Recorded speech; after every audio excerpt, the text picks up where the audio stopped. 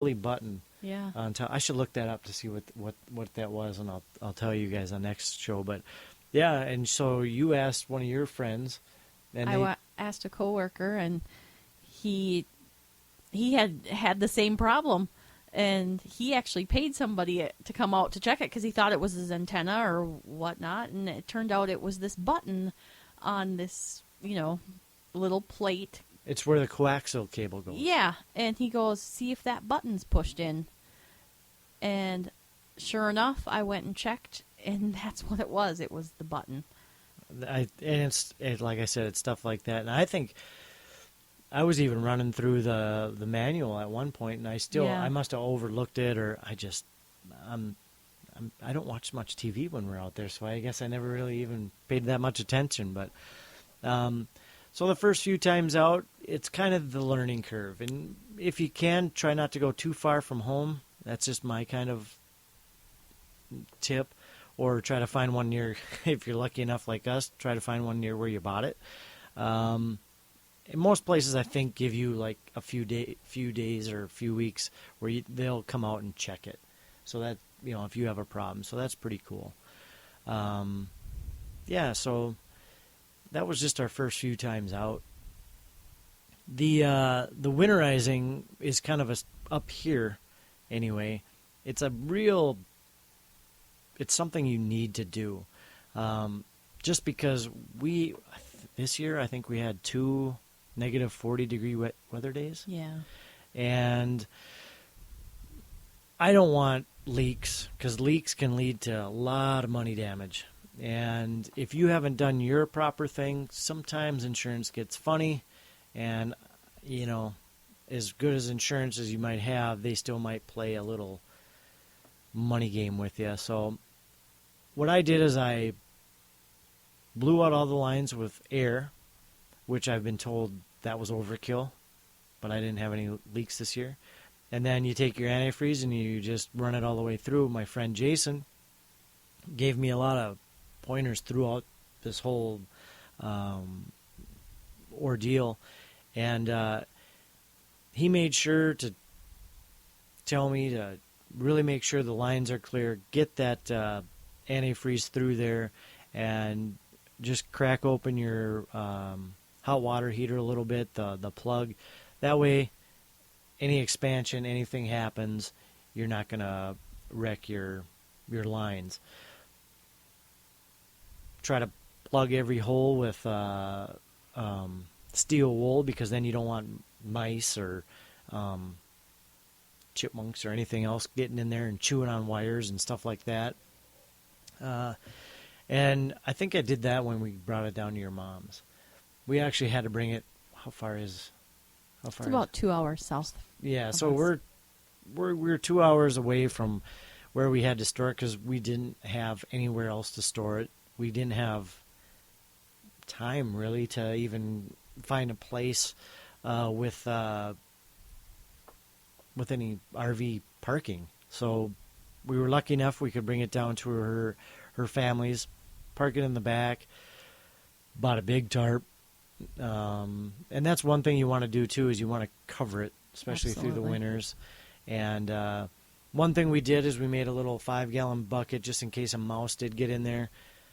Take a 5-gallon bucket, put a string on it through a can, and it works as a spindle.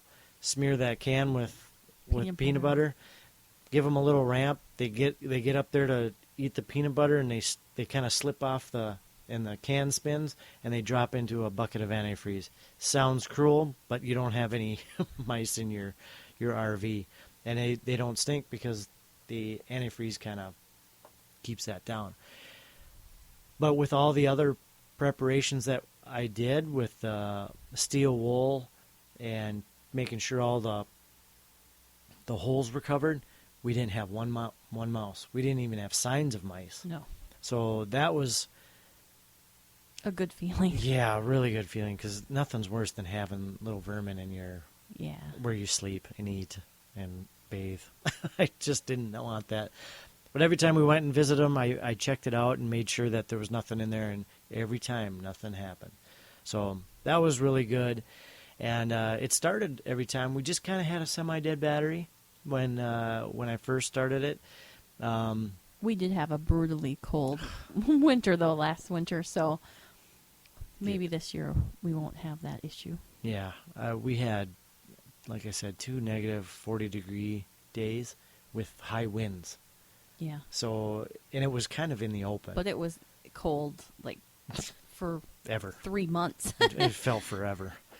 So winterizing is a big key, especially up here. And some, I hear some people say that they just do the minimum or whatnot. I just don't want to spend the money afterwards. And we also brought it to Camping World and had them run their tests on it and get everything to make sure everything was working properly. Being first-timers, I'll probably do that even again this year just to make sure that the wiring and everything else is good to go. So It's always good to get the oil changed and start on a fresh, fresh oil change at the beginning of each season as well. Yeah, because this year we really ran pretty hard. Yes, we did. We made up for the short time we had it last fall. Yeah. A couple things that you won't be able to help, and we learned this kind of the hard way and the sad way this year. We just talked about the negative 40-degree weather. We actually had our linoleum split.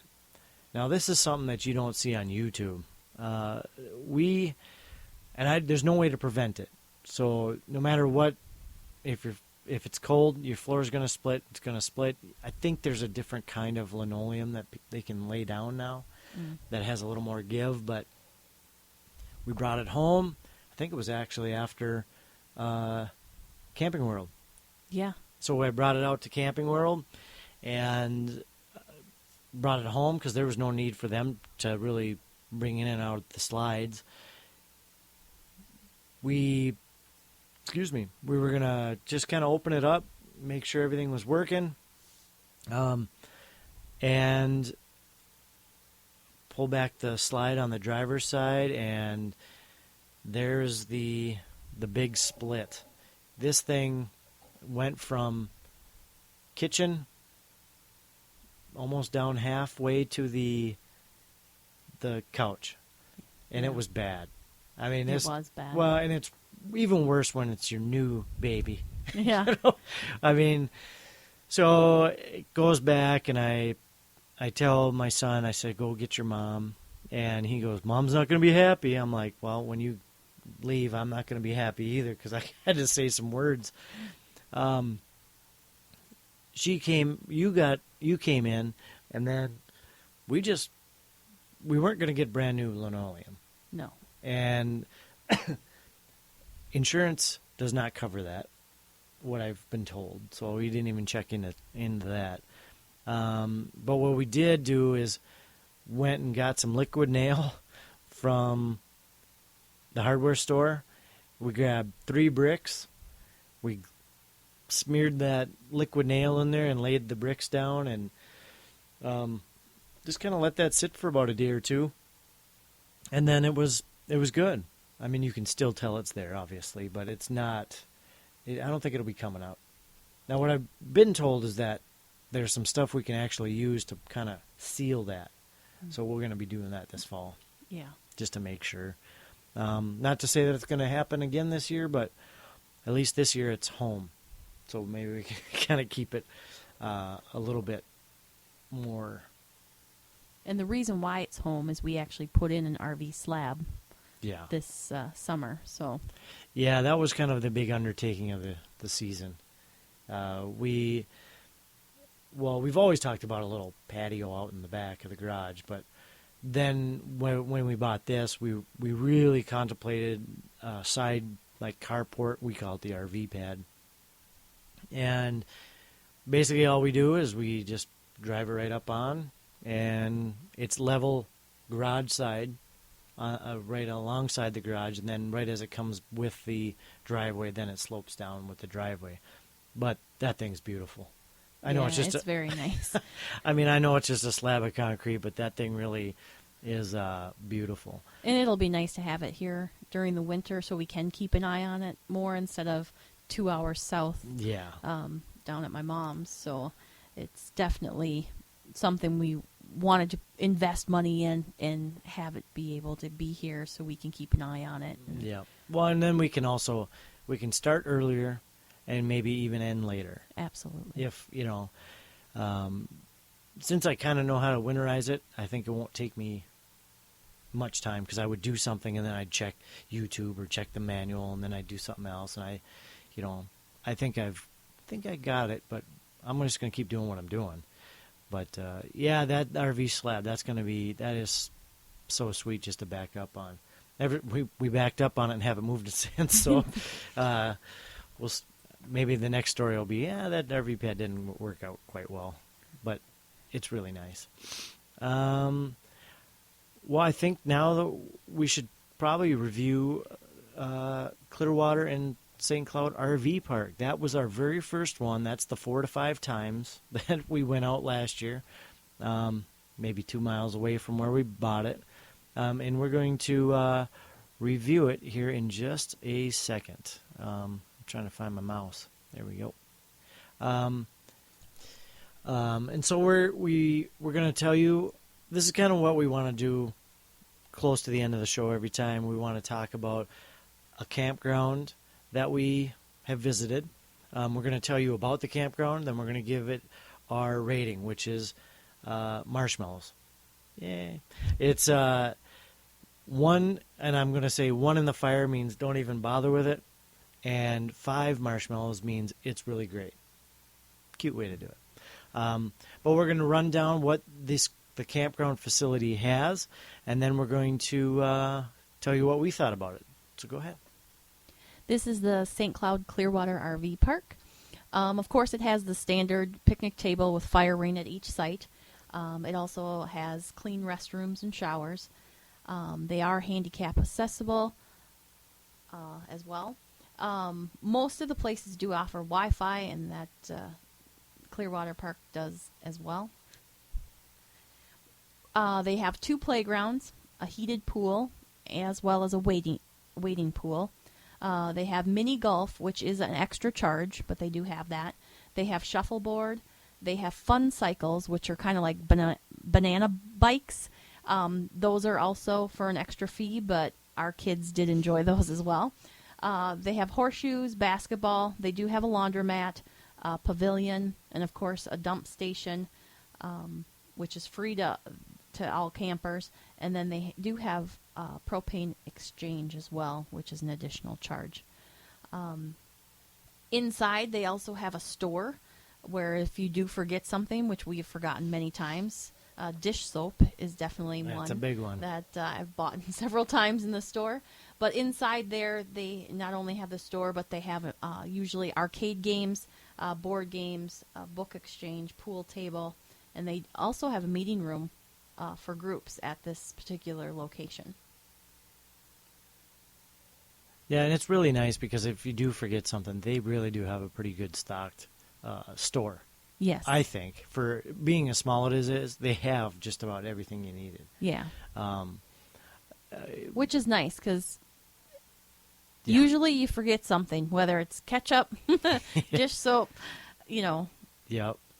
The one thing that I'll say is since we have our own restrooms, I guess I'm not sure if they're clean, but we're just reading off what they've got here. But, I'm pretty sure they are because actually the whole campground was pretty clean. Yeah, it was nice. And I didn't know they had horseshoes. I must have just, not that I play that much, but I guess I didn't know they had those. And they do have ice cream and pizza, so that's kind of cool. So this is what they have.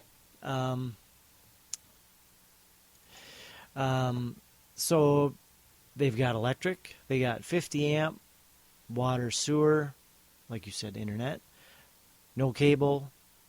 They've got pull-through sites. I don't understand what big rig access is. We've seen some pretty big rigs pull through there. Have. So I We're looking at the rvparkreviews.com website on it. So I don't know what that means, but